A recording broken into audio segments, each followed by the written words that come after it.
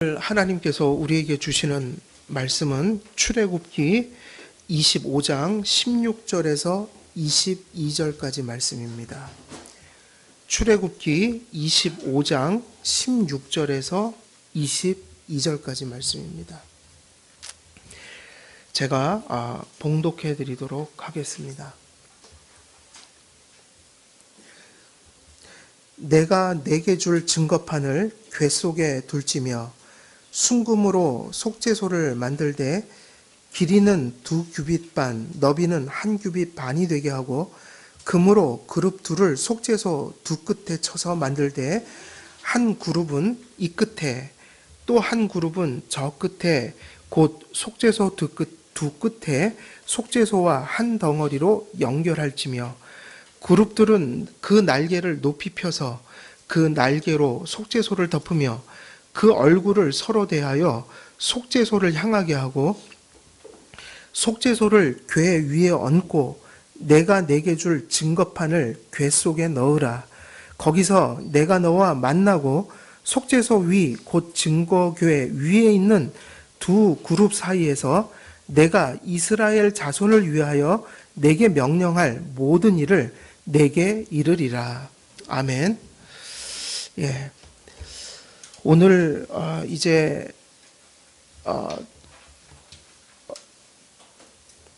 1절에서 10절이죠. 10절에서 22절까지 한 문맥 속에 있는 말씀 중에 이제 언약궤를 지난주에 마쳤고요. 이제 오늘은 16절에서 22절 이제 속죄소를 이제 다루게 됩니다.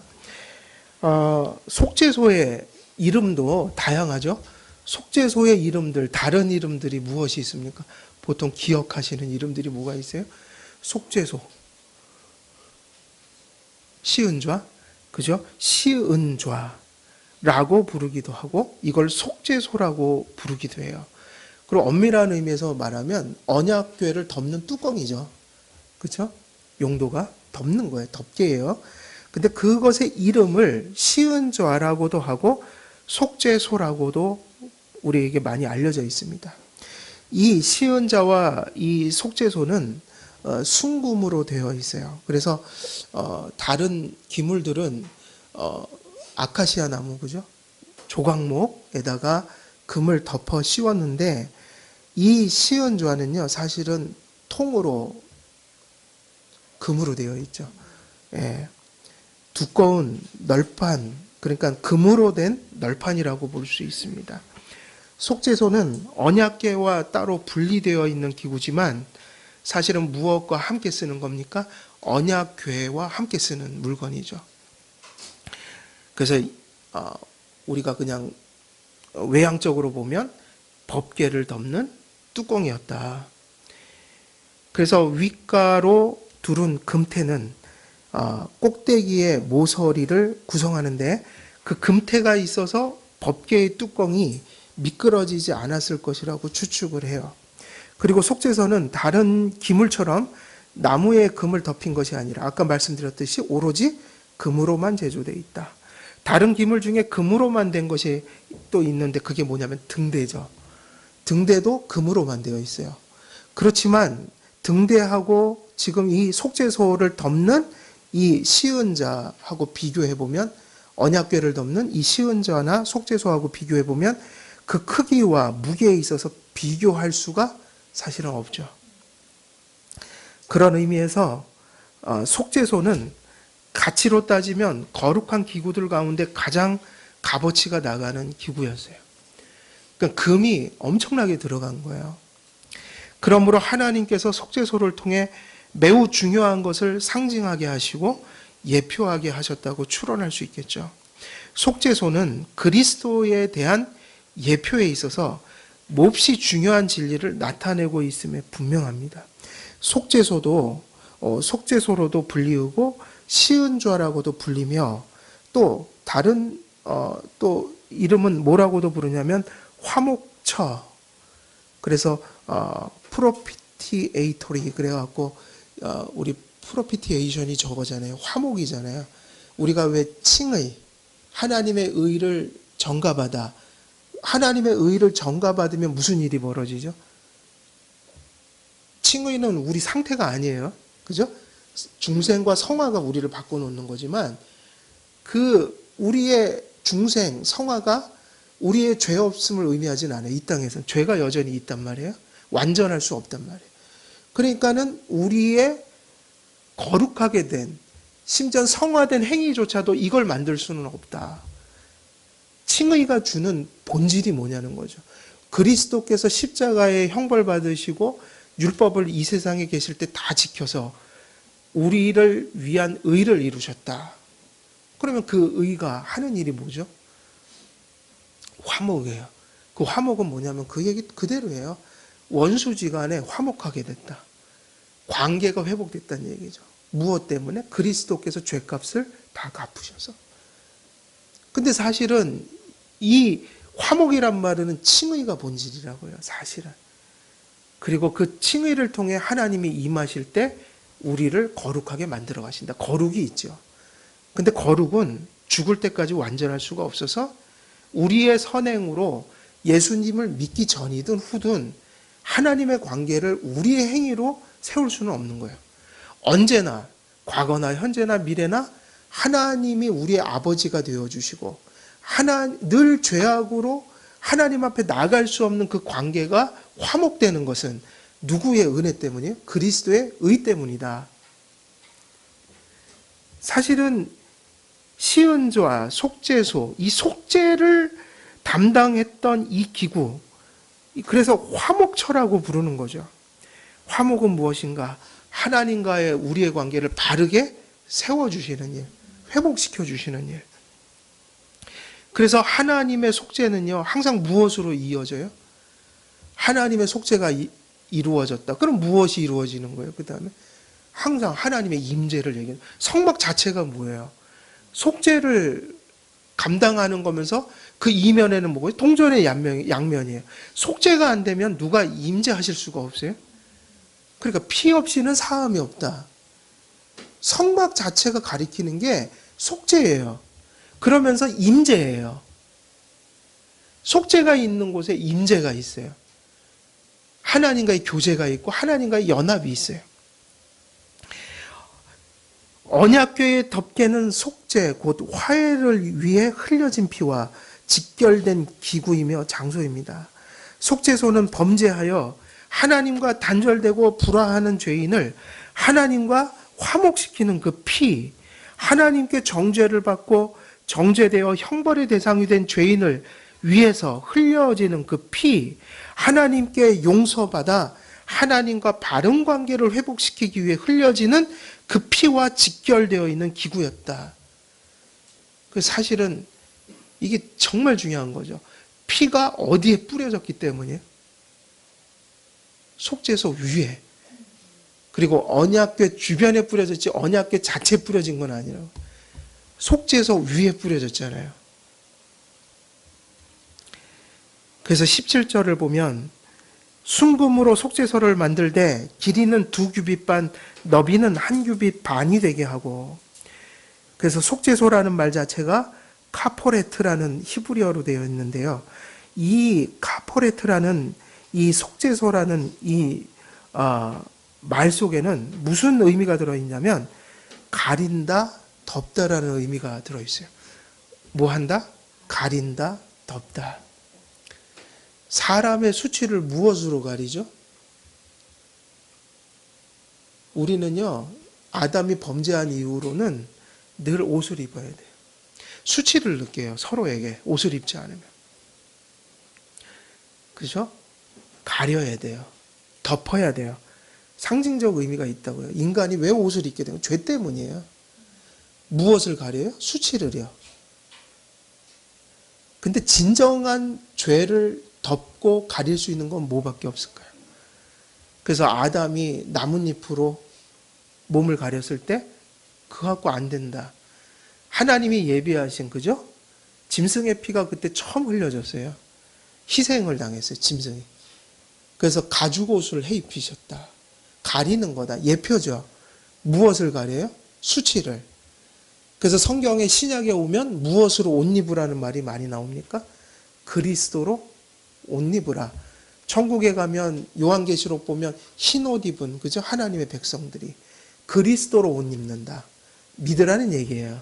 그리스도의 의와 거룩으로 옷 입어야 된다.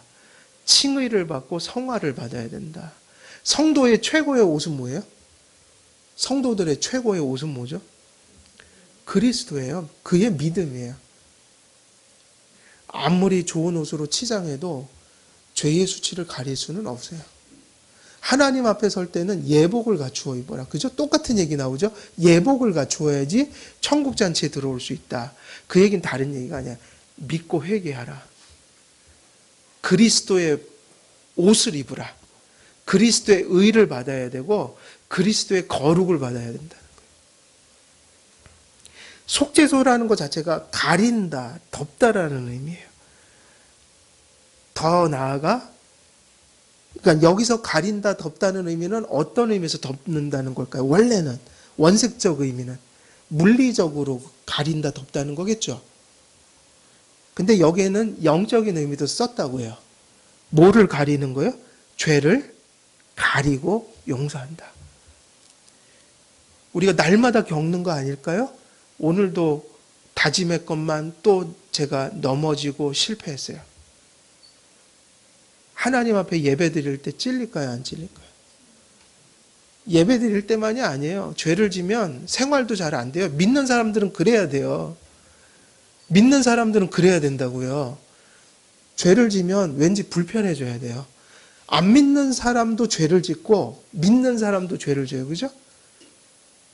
근데 우리가 항상 가르치는, 강조하는 바가 있죠. 우리 안에 우리도 죄가 남아있고 믿지 않는 자도 죄가 있지만 우리 성도들 안에 죄는 무엇이 죽었다고 그랬어요? 지배력이 죽었다고 그랬죠. 그래서 세상 사람들과 다르다고요. 죄를 짓지만 부끄러워할 줄 알아야 되는 거예요. 제가 예수님 믿기 전에 부모님한테 잘못했을 때 가서 용서를 잘 안 구했어요. 자존심이 세갖고. 근데 예수님 믿고 나서는요, 그렇게 다시 갈 수밖에 없었어요. 누구 앞에? 부모님 앞에. 왜 그런지 아세요? 죄는 똑같이 졌어요. 예수님 믿고도 부모님 가슴 아픈 말 할 때가 있었어요.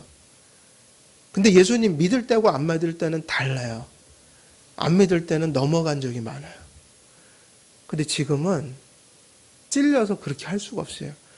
왜냐하면 부모님의 눈이 아니라 누구의 눈이 의식되기 때문에 부모님 앞에 가슴 아프게 해드릴 때 그걸 하나님이 다 봤다는 거예요. 하나님의 말씀을 알잖아요. 제5계명에 뭐라고 그랬어요?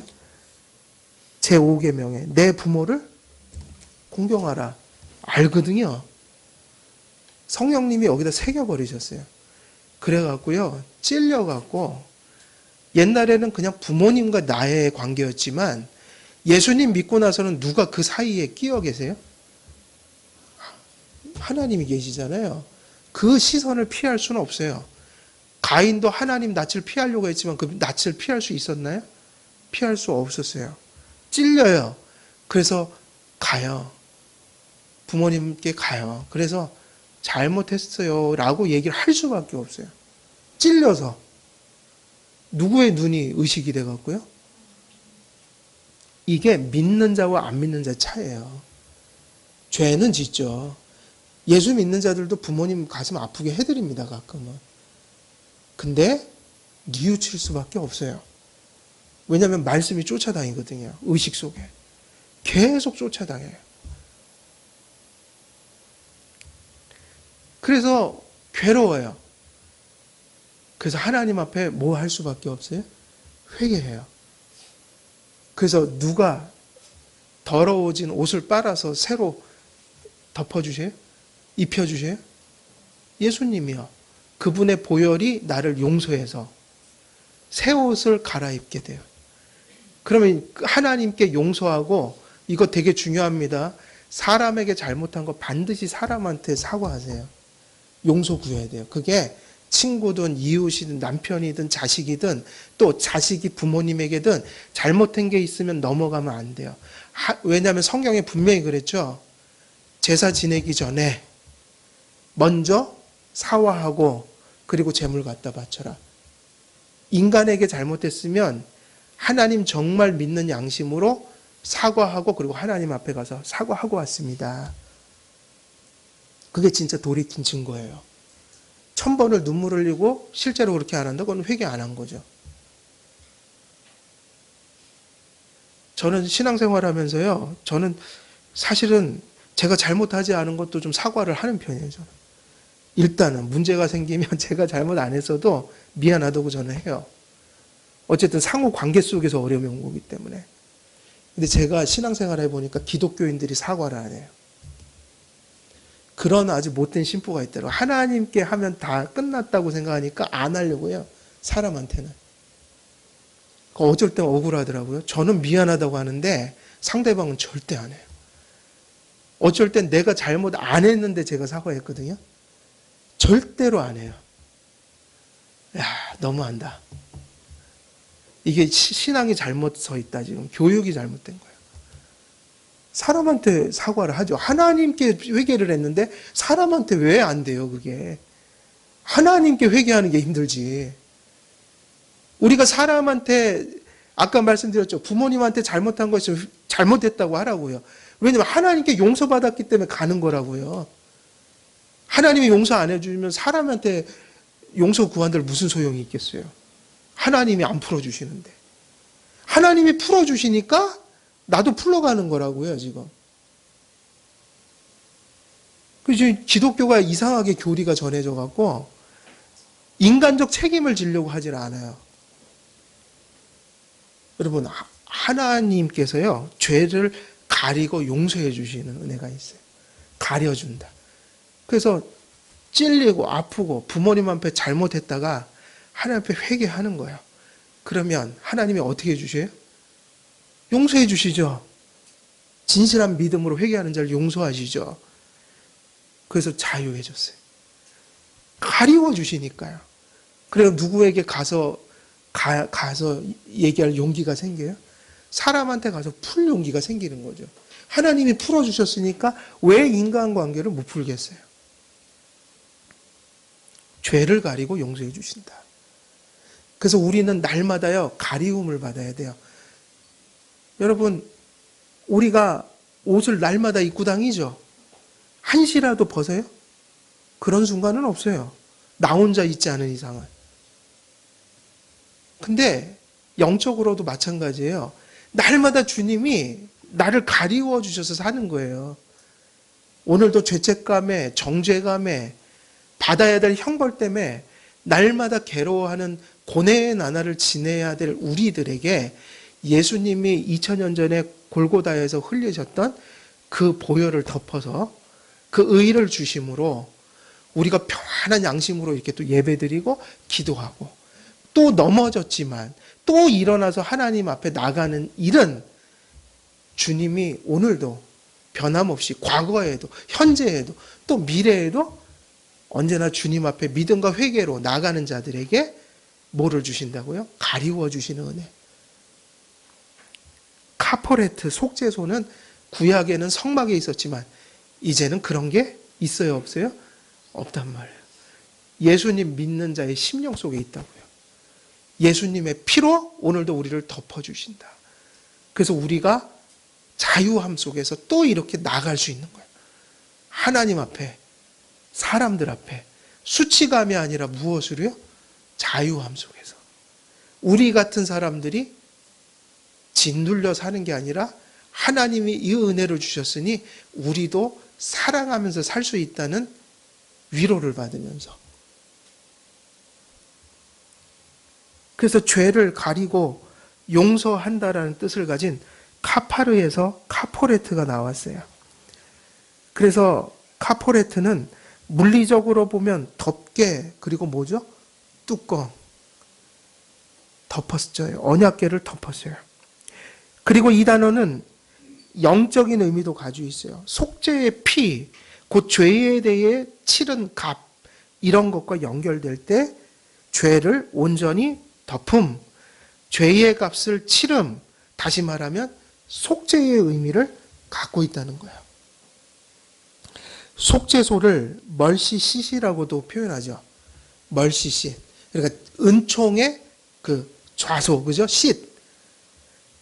그런데 더 정확한 의미는 속죄소는 멀시씰이라는 말보다 이렇게 표현하는 게 더 정확한 거예요. 속죄하는 것 자체를 의미한다. 속죄소가. 그게 그 의미를 갖고 있고, 카포레트라고 불리니까 그게 속죄라고요. 속죄 자체를 의미한다. 속죄소는 죄를 덮기 위해 값을 치르는 것, 속죄하는 것을 의미하는 거예요. 실제로 속죄소는 언약궤를 덮는 뚜껑 혹은 덮개인 동시에 속죄하기 위해서 무엇이 뿌려지는 장소였어요? 피가. 거기서 하나님과의 관계가 회복됐다. 누굴 덮었다는 얘기죠. 아까 우리가 표현했던 말대로 하면 우리가 죄로 수치스러워하고 괴로워하고 억눌려 있을 때 우리의 수치를 어떻게 하셨다? 덮어주셨다.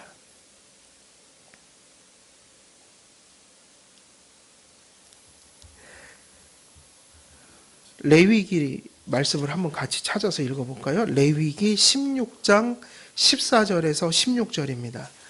레위기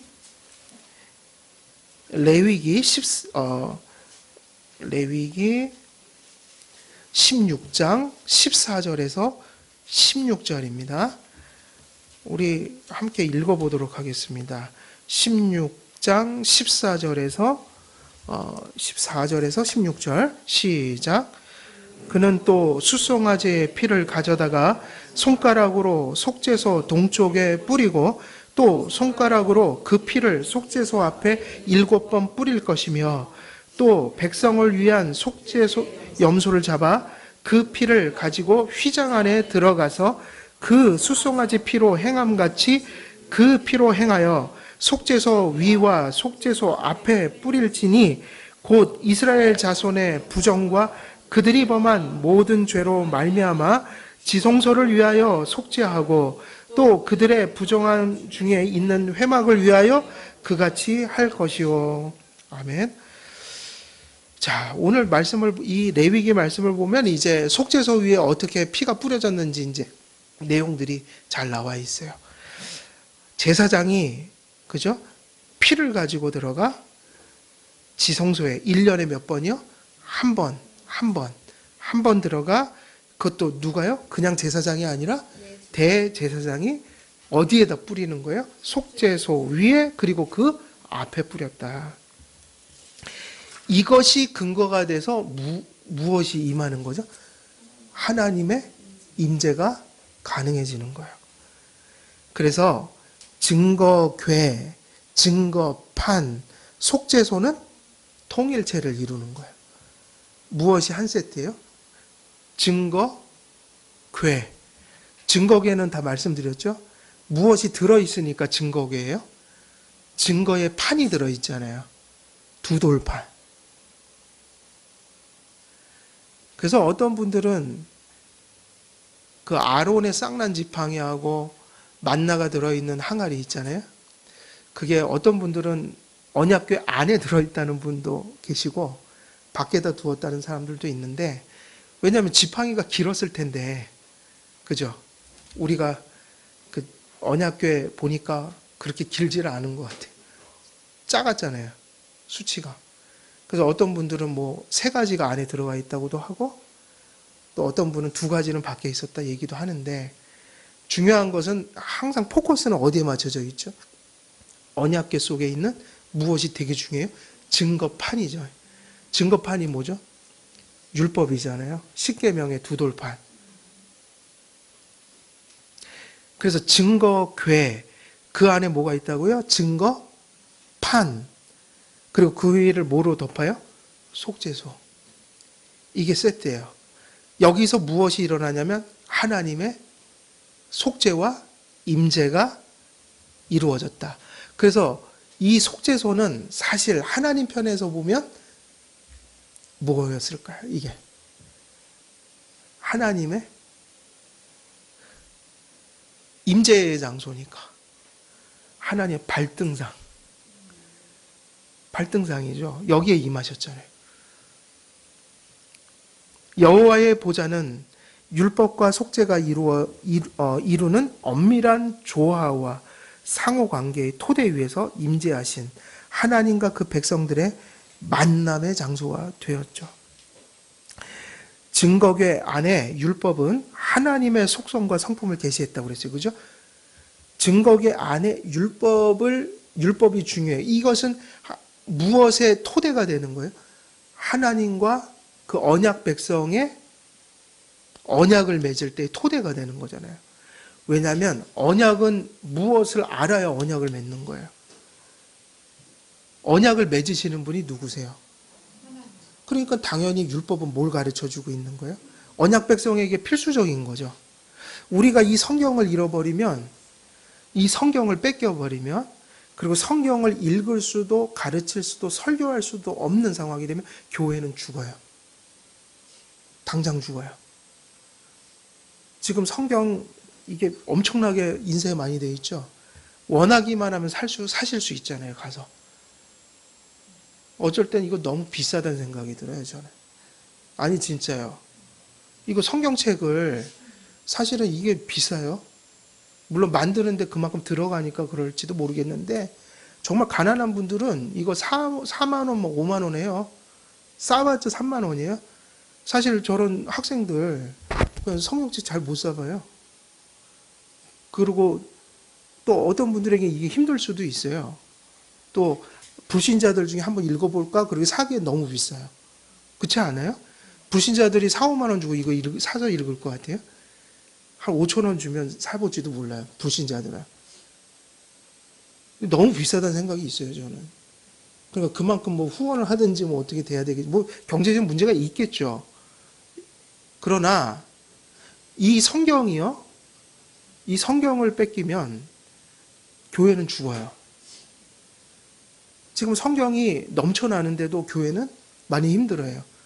성경을 가지고도 성경을 안 읽기 때문이고, 이해되세요? 성경은 너무 많은데, 넘쳐나는데, 흔한 게 성경인데도 성도들이 성경을 안 읽고, 또 성경을 많이 읽는다고 해도 또 문제가 있어요. 가이드를 잘못 받아갖고 이상하게 읽어버리고, 성경이 교회의 강단을 통해서 성경이 바르게 해석되고 성경에 담긴 참된 교리가 바르게 전달돼야 되는데 그게 안 된다. 여러모로 성경이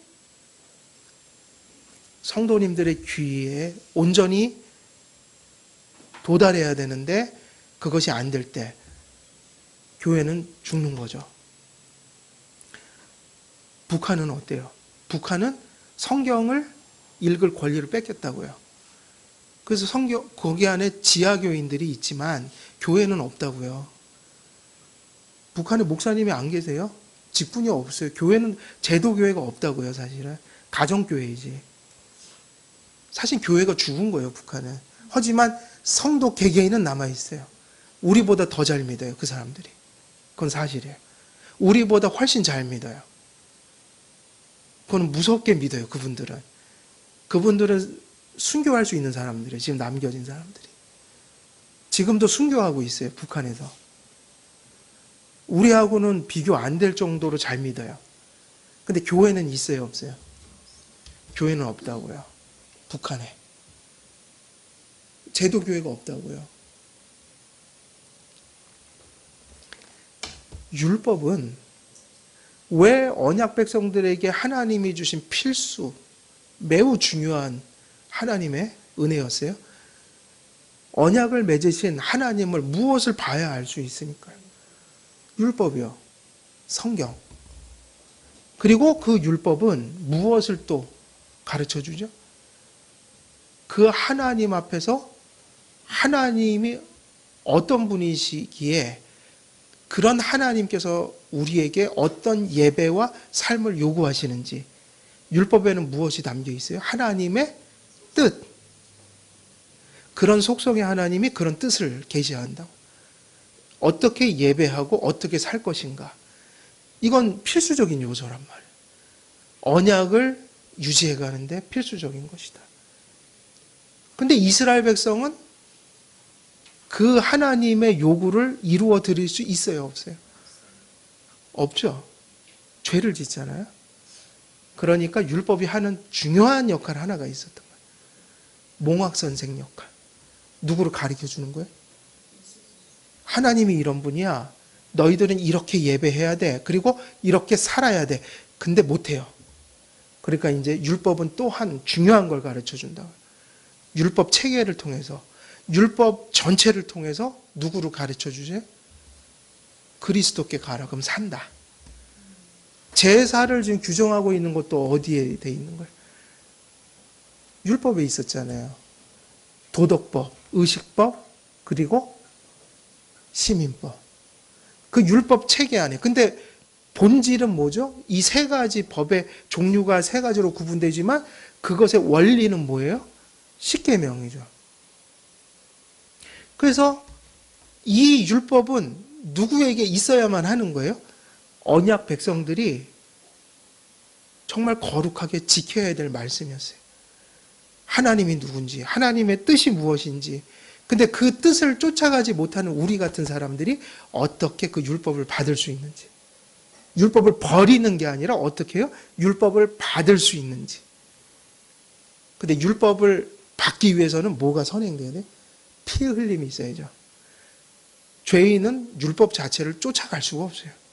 하나님의 뭐가 필요한 거예요? 속죄가, 용서가. 용서받으면서 예배하고 불완전하지만 율법의 뜻을 실천해 갈 수 있다. 근데 날마다 용서가 필요한 거예요. 언제나 완전한 적이 없으니까요.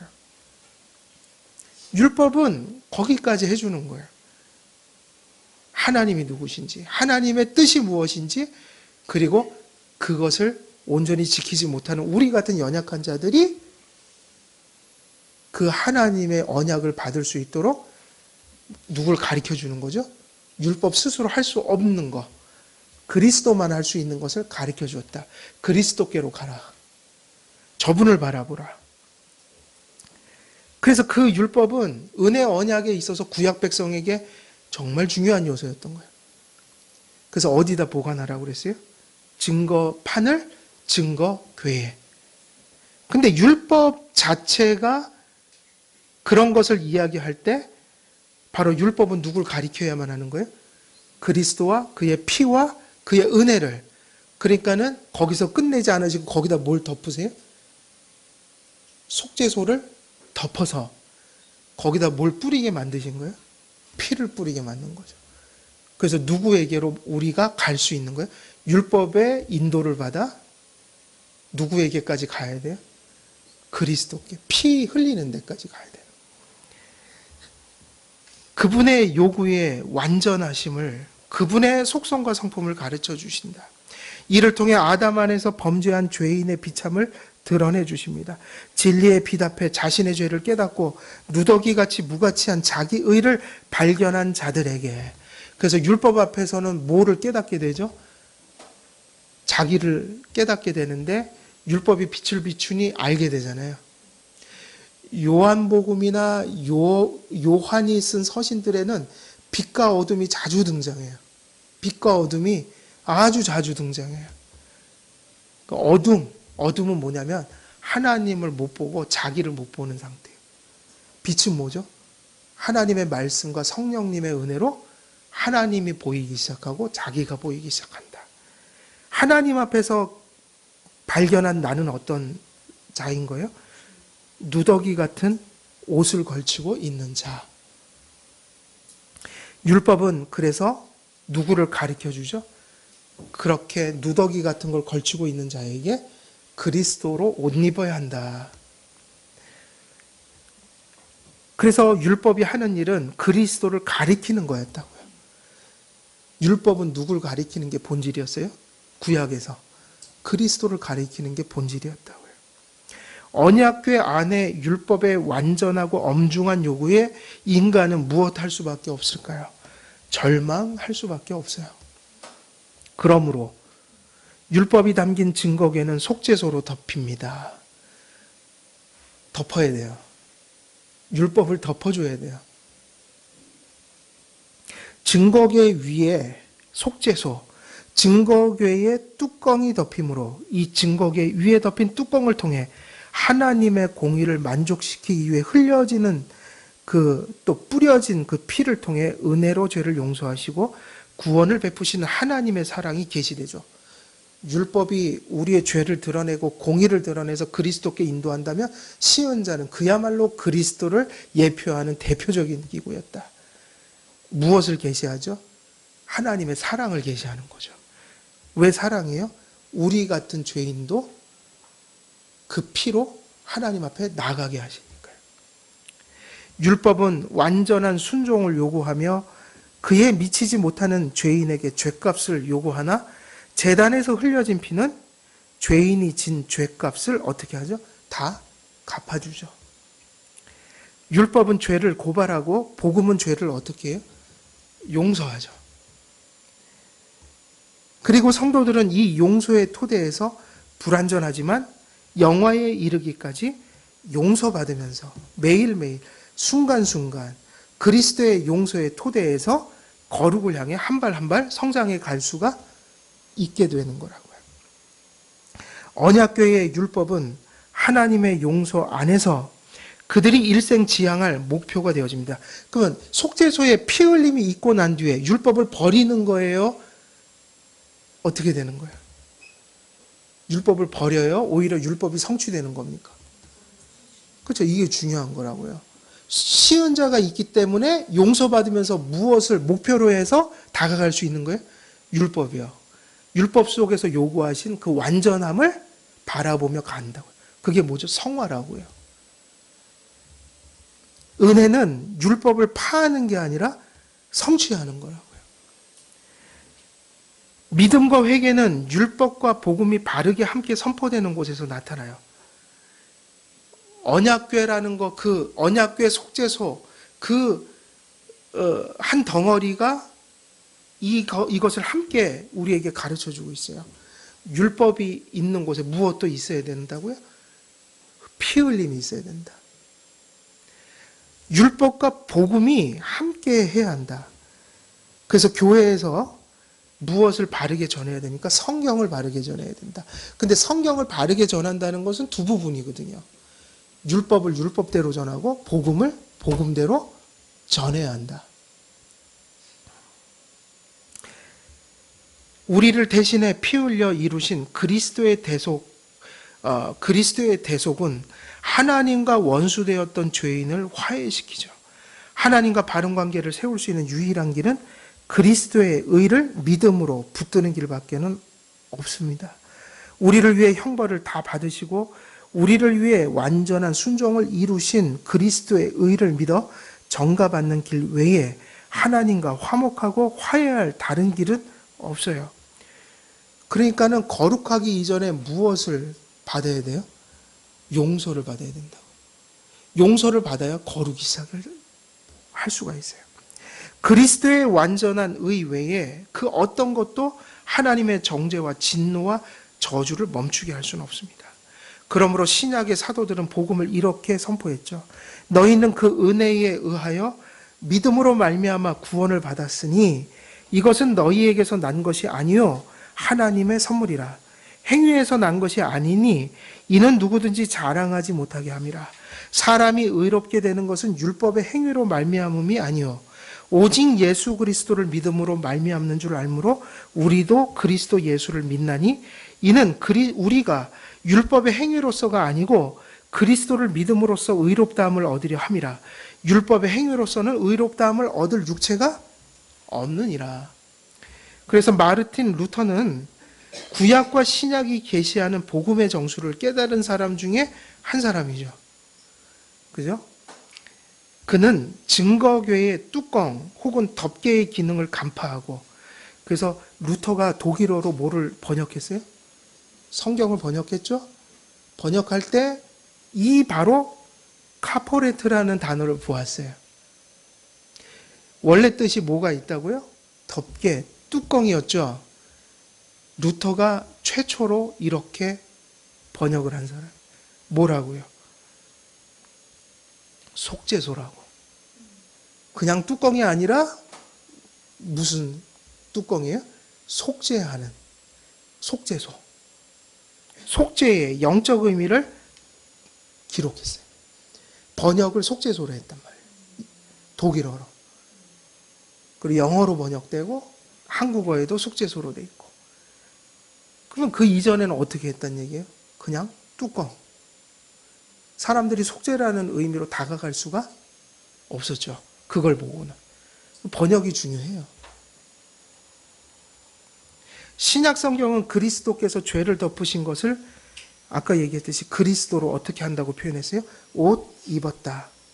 그리스도께서 피 흘려 이루신 대속의 공로는 우리와 같은 비참하고 극악무도한 죄인들의 죄를 덮어 용서하시기에 충족하고 완전한 능력이 있는 것입니다.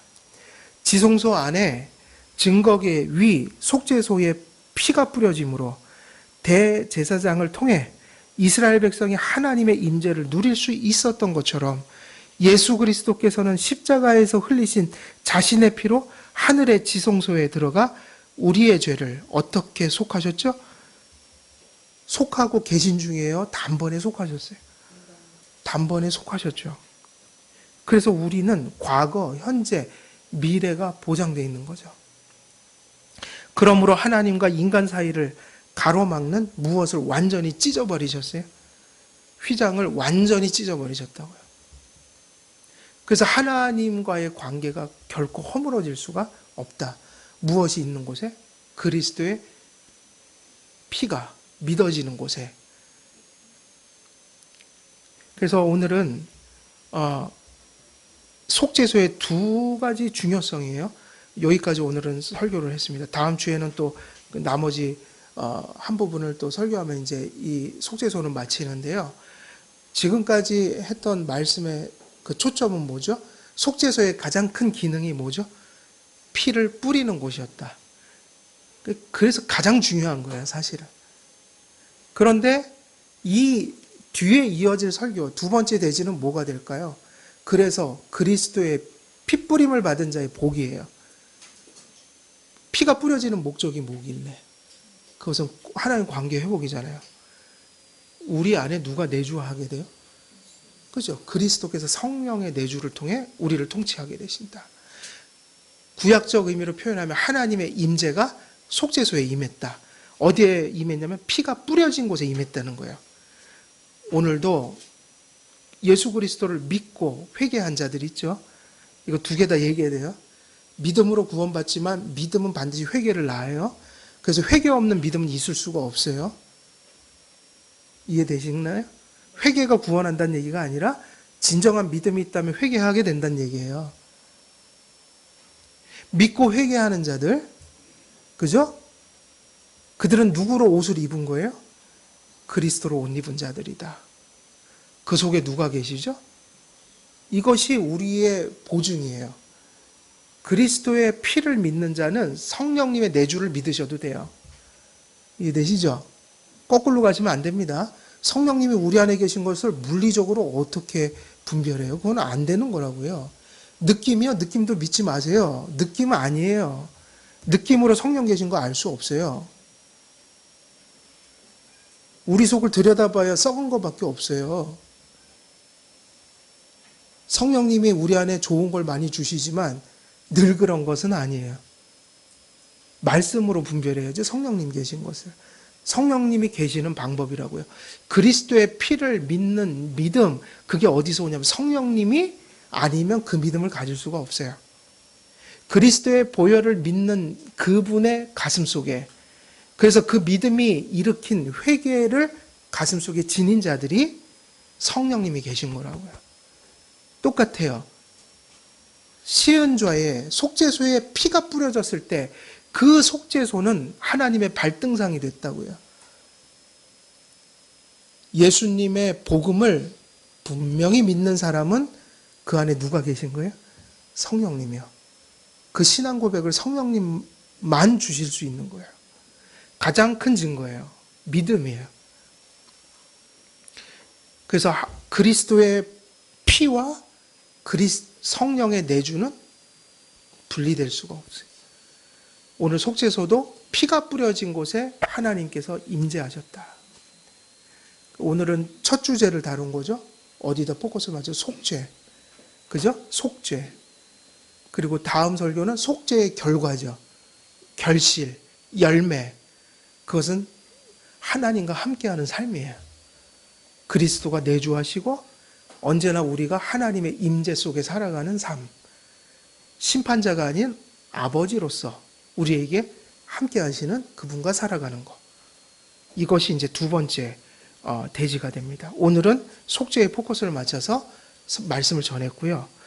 이제 정리를 하여 우리 한길교회 성도님들은 이 그리스도의 용서하시고 우리를 거룩하게 만드는 그리스도의 그 피, 그 속죄의 이 하나님의 은혜를 하나님 앞에 진실하게 또 분명히 믿어서 이 속죄의 피가 우리에게 가져온 하나님과의 화목된 관계, 이 은혜를 우리가 언제나 항상 견고하게 누리시는 우리 한길교회 모든 성도님 되시기를 주 예수 그리스도의 이름으로 축원드립니다.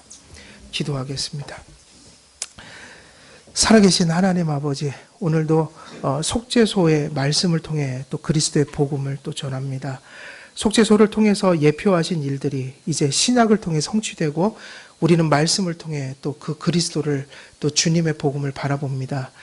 예수님의 그 거룩하게 하시는 피, 또 우리를 용서하시는 그 피의 능력을 우리가 의심하지 않게 하시고 전심으로 또 가슴속에 받아들이고 확신하는 그 믿음의 복을 받을 수 있도록 역사해 주옵소서.